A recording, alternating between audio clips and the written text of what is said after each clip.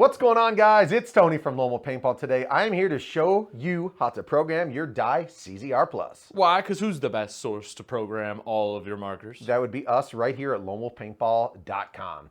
So a lot of you guys have been scooping up the Dye CZR+, the newest addition to the Dye family. So I'm here to show you how to program this bad boy.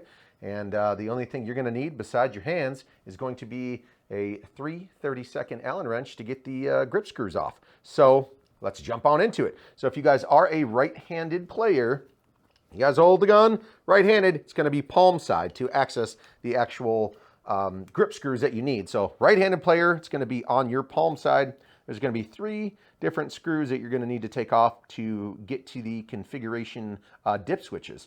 So let me do that real quick. And while I do so, let's kind of talk. There's going to be 4 different colors on the inside once you get to the dip switches. So you're going to flip up, you're going to see a number 1 and a number 2, and you're going to see that in just a second. But there's going to be 4 different colors that you guys can configure. You will see green, red, blue, and yellow.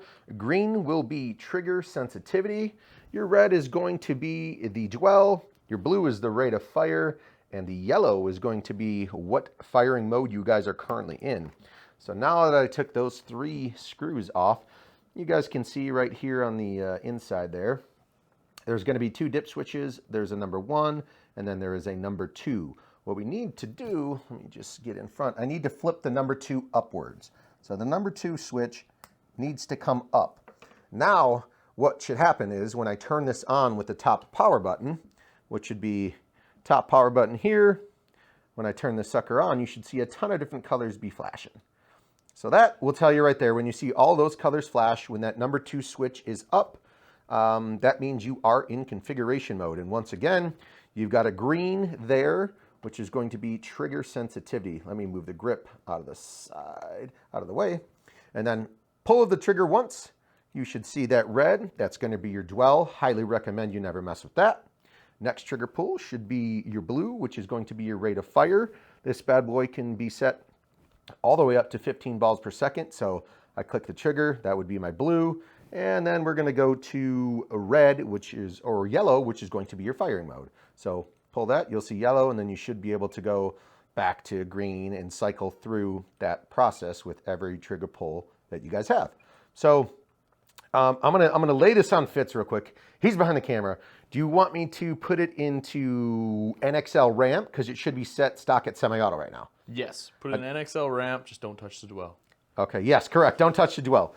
So I'm gonna go down to then yellow. We're going down to yellow. So trigger pull, we got blue, and now yellow. This is how you actually get it programmed. So now I'm gonna hold this and see what value it gives me.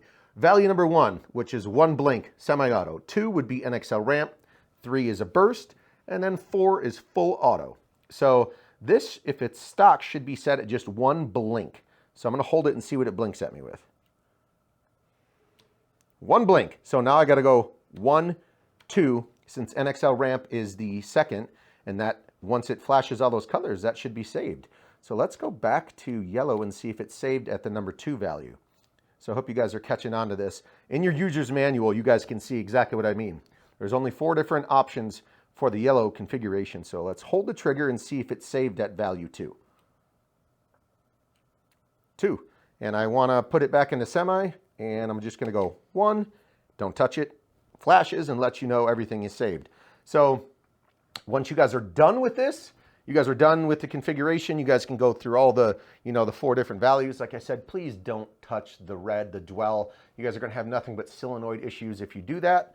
I'm going to go back into that grip and turn the number 2 switch back down so it's not in configuration mode, and everything should be good to go. So yeah, quick little video on programming the Dye CZR+. Let me just make sure. I'm going to turn it off, and then I'm going to turn it back on for you. And then we're going to turn the eyes off, which is the bottom. So press and hold the bottom. It's in semi-auto, exactly where it came stock right out of the box. So quick little video on the CZR+ and how to program it. And don't forget, as always, shop the best. It's lonewolfpaintball.com.